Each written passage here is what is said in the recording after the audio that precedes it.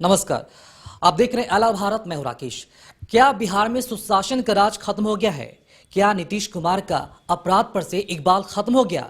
क्या राजधानी पटना के लोग डर कर सहम कर जिएंगे? और बिना जाने ऐसे कई सारे सवाल हैं जो हमारे मन में कौंध रहा है और बिहार की जनता के बीच भी ये सवाल उठ रहे हैं। आपको ये बता दी चले कि बिहार में 7वीं बार मुख्यमंत्री नीतीश कुमार ने अपनी सत्ता संभाली है और जब से बिहार विधानसभा चुनाव संपन्न हुए हैं, उन्होंने मुख्यमंत्री की कुर्सी संभाली है, तब से लेकर अब तक न जाने कितनी क्राइम की घटना में बेतहाशा वृद्धि हुई है और सीधे तौर पर हम कह सकते हैं कि बिहार में क्राइम का ग्राफ लगातार बढ़ा है। आपको ये बता दें चले कि इसी मुद्दे पर बातचीत करने के लिए इस वक्त हमारे बीच मौजूद हैं आरजेडी एमएलए तेज प्रताप यादव जी। आइए सीधे मुखातिब होते हैं उनसे और जानते हैं कि क्या अपराध बिहार में इतना हावी हो गया कि नीतीश कुमार कुछ नहीं कर पा रहे हैं। तेज प्रताप यादव जी, जो जिस तरह से अगर हालिया उदाहरण अगर दिया जाए तो कल रात में रुपेश सिंह जो इंडिगो स्टेशन के हेड थे, उनकी हत्या की गई है बेरहमी तरीके से, और जिस अंदाज में हत्या की गई उससे लगता नहीं कि अपराधियों के मन में कोई खौफ रह गया है पुलिस प्रशासन का। क्या लगता है बिहार में क्या हो रहा है? देखिए, पूरे बिहार में रुपेश सिंह ही नहीं, छोटे बच्चे की भी हत्या हो जाती है और आदमी तो आम आदमी, और पता नहीं कि नेता भी सुरक्षित हैं कि नहीं इस देश में, इस बिहार जैसे प्रदेश में। और जिस तरीके से रुपेश सिंह जी की हत्या जो हुई है, एक तरीके का देख लीजिए कि ये साजिश रचा गया है। पहले से अपराधी जो थे, जैसे कि सुनने के लिए मिल रहा है कि पहले से अपराधी धाक बना करके वहाँ वो इंतजार में थे कि जैसे ही आएंगे वैसे ही इस तरीके की घटना को अंजाम देने का। लेकिन पूरे तरीके से प्रशासन के लोग और अभी तक कोई सुराग नहीं मिल पा रहा है और यहाँ की सरकार पूरे तरीके से डेड हो चुकी है। खासकर नीतीश कुमार डबल इंजन की जो सरकार कहलाती है, सुशासन की सरकार कहलाती है, इस तरीके का हत्या हो रहा है। स्टेशन हेड जो रुपेश सिंह जो हैं उनकी हत्या कर दी गई। वो काफ़ी हम लोग के क्लोज भी थे वो, और लगातार जब मैं इंडिगो से ट्रैवल भी मैं करता था तो लगातार उनसे मुलाकात भी हमारी होती थी।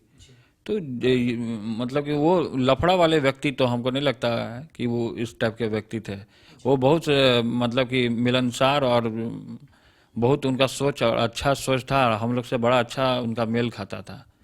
और इस तरीके का हत्या का जो हमने सुना, बड़ा दुखद हुआ, हमें बड़ा घात लगा मुझे। तेज प्रताप यादव जी, आप जो बोल रहे हैं कि वहां पर एक तरह से अपराधी उनको शायद उनको मालूम था उनके आने का समय और वो घात लगाकर बैठे हुए थे। एक बात ये भी पता चली कि वहां पर जो सीसीटीवी कैमरे थे वो भी खराब थे, यानी कि अपराधियों को सब कुछ मालूम था, प्री प्लान था। तो क्या लगता है कि साजिश किस तरह की हो सकती है ये?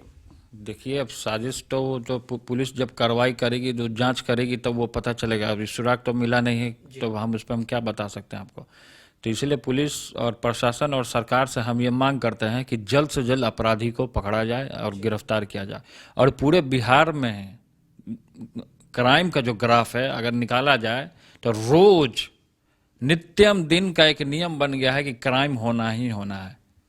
ऐसे में हमारा बिहार के जितने भी नागरिक हैं, जितने भी महिलाएं हैं, बच्चे हैं, नौजवान हैं, वो सुरक्षित नहीं हैं। कभी भी किसी भी के साथ ऐसा हो सकता है, किसी के साथ भी ऐसा हो सकता है, चाहे हम हो, नेता हो, एमएलए हो, एमएलसी हो। नेता लोग भी सुरक्षित नहीं है यहाँ। आम आदमी तो आम आदमी हो गया, लेकिन नेता भी सुरक्षित नहीं है। नेता भी डरा हुआ इनके राज में महसूस कर रहा है और पूरे तरीके से सब डरा हुआ, सहमा हुआ है। हम भी सोचते हैं कि एक पल के लिए हम भी कैसे निकलें सड़क पे। इस तरीके की स्थिति हो चुकी है। जो हालिया घटना हुई है वाकई में ये सोचने पर मजबूर कर देती है। बहुत ही दर्दनाक घटना है ये, बहुत ही बहुत ही बहुत ही दर्दनाक। और ऐसे में सरकार सोई हुई है। हमें शर्म आती है नीतीश कुमार जी के ऊपर, हमें शर्म आता है महागठबंधन जो इन लोगों का डबल इंजन की जो सरकार है, भाजपा और जेडीयू की, जो शर्म आती है कि ऐसे लोगों को और जिस तरीके से खुलेआम छूट दिया गया अपराधियों को, इनको गिरफ्तार नहीं किया जा रहा है। इनको गिरफ्तार करना चाहिए और जेल में ऐसे लोगों को बंद करना चाहिए। बिल्कुल, जहां खास लोग सुरक्षित नहीं है उन्हें टारगेट किया जा रहा है। दुखद घटना है, बहुत ही दुखद घटना है। आम लोग सुरक्षित कैसे रह पाएंगे, ये भी अपने आप में बहुत ही बड़ा सोचने वाली विषय है। तेज प्रताप यादव जी, देखा जा रहा है कि जब से नीतीश कुमार ने गद्दी संभाली है, 7वीं बार बिहार के मुख्यमंत्री बने हैं, अब ताजा उदाहरण की अगर हम बात करें रुपेश सिंह हत्याकांड की, उस पर बीजेपी के कई सारे ऐसे लोग हैं जो कह रहे हैं कि बिहार में जो क्राइम है वाकई में थम नहीं रहा है। और अंदर से खबरें ये भी आ रही कि क्या नीतीश कुमार के हाथों से प्रशासन का जो पकड़ है पूरी तरह से ढीली हो चुकी है। देखिए, नीतीश कुमार जी बैठक पे बैठक करते जाते हैं, और जब बैठक करते हैं तो कुछ निष्कर्ष नहीं निकलता है, तो बैठक करने का कोई फायदा नहीं बनता है। जब उसका मसला का हल निकले तो बैठक करना अच्छा है। आप बैठक मत कीजिए। आपके प्रशासन के लोग सोए हुए हैं, बिना घूस के थाना कचहरी में काम नहीं होता है। सरकार पूरे तरीके से डेड हो चुका है। लूट इतना बढ़ गया, हत्या इतना बढ़ गया है कि आप वो रुकने का नाम नहीं लेता है। तो अरे सरकार है कहाँ भाई? डबल इंजन की सरकार तो सोई हुई है। एक दूसरे के ऊपर आरोप लगाने से नहीं होगा, अपराधियों को पकड़ने से होगा, दंड देने से होगा। आप तो सोए हुए हैं खुद, इसलिए ये अपराधी तांडव मचा रहे हैं। और ये पूरी तरीके से साजिश और प्लान के साथ इस तरीके का, ये पॉलिटिक्स में भी ये आदमी नहीं थे रुपेश सिंह जी। ये अपना चुपचाप सामाजिक और घर में रहने वाले, अपना काम से मतलब रखने वाले थे ये, और ऐसे इनका हत्या कर दिया जाता है। बहुत दुखद है, बहुत बहुत दुखद है ये घटना। जिस तरह से जो वारदातें हो रही है बिहार में, अगर बात किया जाए नीतीश कुमार के हाथ में ही गृह मंत्रालय भी है, तो क्या लगता है सिर्फ नाम के रह गए या फिर वो मतलब कि अमल भी हो रहा है कुछ? नीतीश कुमार ही पूरे तरीके से, और जो सरकार जो है महागठबंधन की, जो उनकी सरकार है डबल इंजन की, ये पूरे तरीके से डेड हो चुकी है। इनसे बिहार नहीं समझ रहा है तो ये इस्तीफा दें। ये पद पे क्यों बने हुए हैं? इनको तो इस्तीफा दे देना चाहिए। जब इनसे बिहार नहीं संभल रहा है, कुर्सी की जिम्मेवारी जो महान जनता ने, करोड़ों जनता ने उनको बैठाने का काम किया है, वो कुर्सी इनसे नहीं संभल रहा है, तो किस लिए नीतीश कुमार जी को बैठे हुए हैं उस कुर्सी पे? उनको तो त्याग देना चाहिए, कुर्सी से इस्तीफा दे देना चाहिए। चुनाव के पहले 15 साल बनाम 15 साल किया जा रहा था, और जिस 15 साल बनाम के बाद वो बिहार की सत्ता को संभाले हैं, क्या जवाब देंगे, कैसे जाएंगे उसे? बता रहे 15 साल से नहीं होता। अभी वर्तमान में आपकी सरकार है, आपने क्या किया है? जनता सवाल करना चाहती है। जनता सवाल कर रही है कि आप क्या कर रहे हैं आप बैठ करके।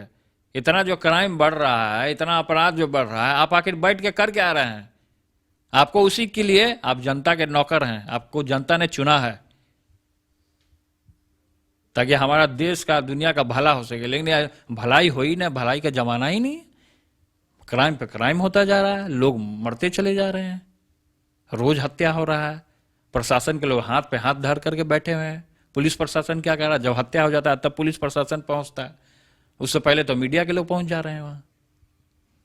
तो क्या लगता है बिहार में जो डबल इंजन की सरकार चल रही है, क्या बीजेपी को इंटरफेयर करना चाहिए नीतीश कुमार के इस काम में ताकि कुछ बेहतर हो सके? देखिए, इंटरफेयर करने से नहीं होगा। हम बोले इसका निष्कर्ष निकलना चाहिए। जो हत्या हुआ, अभी तक पता नहीं चल पा रहा है कि किसने हत्या किया है।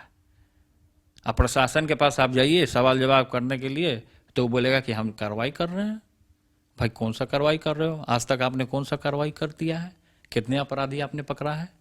ये बताइए। डबल इंजन की सरकार में जो क्राइम ग्राफ जो बढ़ा है, आप उसमें कौन सा आपको मुनाफा हो गया है? कौन सा आपको फायदा हो गया? कितने क्रिमिनल को आपने पकड़ा है? कितने लोगों को जेल में रखा आपने? आप बताइए। रोज क्राइम हो रहा है, प्रशासन हाथ पे हाथ धरे बैठी हुई है, सरकार सोई हुई है, सरकार को कोई मतलब नहीं है। पूरे तरीके से बर्बाद कर दिया है बिहार को, और खासकर बिहार की तमाम जनता को। जी तेज प्रताप जी, एक अहम मुद्दा ये भी है, मसला है कि जिस बात को लेकर, जिस पहले कमिटमेंट को लेकर नीतीश कुमार को मुख्यमंत्री बनाया गया है बीजेपी ने, और सिर्फ क्राइम ही नहीं, ऐसे कई सारे मसले हैं जिन पर पार्टी के अंदर, एनडीए के अंदर जो अंतर कला है वो सामने है, लेकिन खुलकर सामने नहीं आ पा रहे। क्या लगता है, अगर बीच में किसी तरह का कोई अंतर कला आता है, पार्टी अगर टूटती है या फिर किसी भी तरह का कोई विरोध आता है, तो क्या आरजेडी इसका फायदा उठाएगी? देखिए, फायदा घाटा का बात नहीं है। जनता का महान इससे जुड़ा हुआ है, जनता का हित का काम का। तो इसमें फायदा घाटा नहीं देखते हैं हम इसमें देख रहे हैं कि हमारा बिहार को किस तरीके से इन लोगों ने अंधकार में डालने का काम किया है। किसी की भी सरकार हो, चाहे हमारी सरकार हो चाहे इनकी सरकार हो, लेकिन जब इनकी सरकार है तो इनकी सरकार में इनको पूरे तरीके से मुस्तैद होकर के लोगों को पकड़ना चाहिए। अब बीजेपी में और जेडीयू में खटपट चल रहा है। अब क्या चल रहा है नहीं चल रहा है वो उनका गठबंधन का मामला है, उसमें हम कुछ बोल भी नहीं सकते हैं। लेकिन इसमें जिस तरीके से इन लोगों ने जो किया है, तांडव जो मच रहा है, जिस तरीके से इन लोगों ने करने का काम किया है, इसमें अब तो जनता का इसमें क्या जनता का भला होगा? आप आपस में लड़ रहे हो, इसमें जनता का क्या भला होगा यह बताओ आप। इसमें तो जनता का नुकसान भी नुकसान है हर एक तरीके से। ना उनका काम हो पा रहा है, शिक्षक को वेतन नहीं मिल पा रहा है, स्वास्थ्य का स्थिति पूरा खराब हुआ है, प्रशासन का ऐसे ही, गृह का ऐसे ही है। हर एक फील्ड का स्थिति को खराब हुआ है इनके सरकार में। कोई जनता का, आम आदमी का काम नहीं हो पा रहा। किसान वैसे ही मर रहे हैं। दिल्ली में किसान जंतर मंतर में फांसी लगा के मरने का काम किया। तो पूरे तरीके से देख लीजिए, इन लोगों ने बिहार को अंधकार में डालने का काम किया है। और जिस तरीके से छल से ये जो मुख्यमंत्री बनने का जो इन्होंने काम किया है, वो जनता का अपमान करने का इन्होंने काम किया पूरे तरीके से। और इन्होंने छल किया। छल किए हुए लोग, व्यक्ति, वो ज्यादा दिन तक नहीं टिकते हैं। इसी तरीके से खिटपट होता है। आज जो आप देख रहे हैं जेडीयू और भाजपा में जिस तरीके से कलह जो हो रहा है, ये उसी का परिणाम है जो आपने छल करने का काम किया है। महान जनता के साथ, खासकर बिहार की मिट्टी और बिहार का जनता आपको कभी माफ नहीं करेगा कतई। जी तेज प्रताप जी, एक अहम सवाल ये है कि आप लगातार नीतीश कुमार पर छल का आरोप लगाते हैं और जो आप प्रेडिक्शन करते हैं कि ये सरकार गिरने वाली है, बहुत ही जल्द गिरने वाली है, तो क्या सिर्फ ये एक भविष्यवाणी ही या फिर वाकई में कुछ ऐसा होने वाला है? आपको ऐसा कुछ दिखता है? देखिए, हमको तो साफ दिख रहा है सरकार ज़्यादा दिन तक की नहीं है। सरकार ज़्यादा दिन का मेहमान नहीं है। बड़ा कारण क्या मानते हैं आप इसका? बड़ा कारण है कि क्राइम देख रहे हैं किस तरीके से, जो इनको जिम्मेवारी दिया गया है, जिम्मेवारी अपना निभा नहीं पा रहे हैं ठीक तरीके से। मेन बड़ा कारण तो ये है। मेन दूसरा बड़ा कारण है कि घोटालों पे घोटाले होते जा रहे हैं। आदमी का भला नहीं हो पा रहा है। मेन बड़ा कारण यही है कि जनता का भला नहीं हो पा रहा है। खबर ये भी आ रही है कि नीतीश कुमार बहुत ही जल्द जनता दरबार भी लगाने वाले हैं, तो क्या स्थितियां बदलेगी? जनता दरबार और बैठक लगाने से या बैठक करने से उसका कुछ निष्कर्ष निकलता है। अगर हम बैठक करते हैं या जनता दरबार निकालते हैं तो हमारा जनता का काम होना चाहिए। हमारा जनता का तो यहाँ भला ही नहीं हो रहा है, काम ही नहीं हो रहा है। तो आप जनता दरबार लगाने का क्या बात करते हो? उसका कुछ निष्कर्ष निकलना चाहिए, उसका सॉल्यूशन निकलना चाहिए। तो उसका सॉल्यूशन निकल नहीं रहा है, तो आप किस लिए जनता दरबार लगाते हैं? जनता दरबार लगाते हैं कि आम आदमी का, जनता का भला हो सके। यहाँ तो बुरा हो रहा है। यहाँ तो हत्या हो रहा है, रोज बलात्कार हो रहा है, मर्डर हो रहा है, क्राइम बढ़ गया। तो जनता का इसमें भला हो रहा है? आप बताइए, इसमें जनता का तो भला हो नहीं रहा है।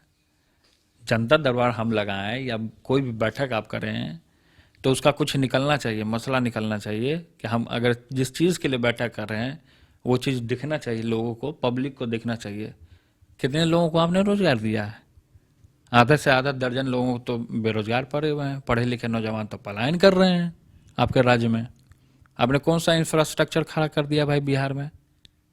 कितने हमारे जो फैक्ट्री हैं या किसान, कितने लोग हैं रोजगार में, ये बताइए आप। सवाल कर रही है जनता आपसे। हर एक काम में नीतीश कुमार जी और डबल इंजन की सरकार फेल हो चुकी है और ज़्यादा दिन की मेहमान नहीं है। तेज प्रताप जी, जो वर्तमान के जो हालात हैं, क्या लगता है कि जिस तरह सरकार की जो स्थिति है, चाहे वो कोई भी मुद्दा हो, उस पर विपक्ष को एक बहुत अच्छा मौका, या फिर कह ले कि विपक्ष किस तरह अपनी भूमिका है हम निभाएगा, ताकि विपक्ष की जो भूमिका, साफ भूमिका है कि तेजस्वी जी लगातार बोलते हैं कि लोगों को 10 लाख रोजगार देंगे जब उनकी सरकार आती है तो। और ये सच्चाई है। ये मैं कोई झूठ वाली बात नहीं बोल रहा हूं। ये सच्चाई है कि हम लोगों ने, क्योंकि जिस तरीके से नीतीश कुमार जी, हम लोगों ने सोचा था कि जब अपनी सरकार आती तो उसमें हम लोग 10 लाख लोगों को रोजगार देंगे। तब इन्होंने हम लोग को देख करके, बीजेपी के या जेडीयू के लोगों ने देख करके बोला कि 19 लाख रोजगार देंगे। अब कहाँ गए आपके 19 लाख रोजगार? आप तो बोले थे कि बनते के साथ देंगे 19 लाख रोजगार। वो 19 लाख रोजगार हैं कहाँ? ये लोग केवल जुमला, केवल पब्लिक के सामने धोखा देना जानते हैं। ये लोग अपना काम निकालना जानते हैं। ये लोग अपना काम निकल गया, जनता जाए भाड़ में। इनको मतलब नहीं है किसी से, जिसका ये कारण है कि क्राइम रोज बढ़ रहा है, रोज लोगों की हत्या हो रही है, आम आदमी भी सुरक्षित नहीं है, नेता भी सुरक्षित नहीं है, कोई सुरक्षित नहीं है इस पूरे बिहार में। रणनीति क्या है आरजेडी का सरकार के खिलाफ? रणनीति एक ही है कि सरकार को हम जड़ से उखाड़ने के लिए हम लोगों ने संकल्प लिया है, राष्ट्रीय जनता दल ने, और इसको जड़ से उखाड़ेंगे नहीं, तब तक चैन से बैठेंगे नहीं। और जो जनता का अधिकार है वो हम दिलाने का हमने संकल्प लिया है। जो उसको मिलना चाहिए जनता को, वो सरकार अगर बनेगी हम लोग की, तो उसमें हम लोगों ने शुरू से ही जनता को वादा किया है और उस वादे पे हम लोग खड़े उतरेंगे। ये दिखेगा उन लोगों को कि नहीं, नौजवान अगर आया है तो कुछ चेंज करेगा। Youth can change. यूथ जब आता है तभी बदलाव होता है। तो इसलिए पूरे तरीके से बिहार की जनता और खासकर बिहार की तमाम यूथ हमारे साथ है, और सारे यूथ का एक ही डिमांड है कि तेजस्वी ही तेजस्वी।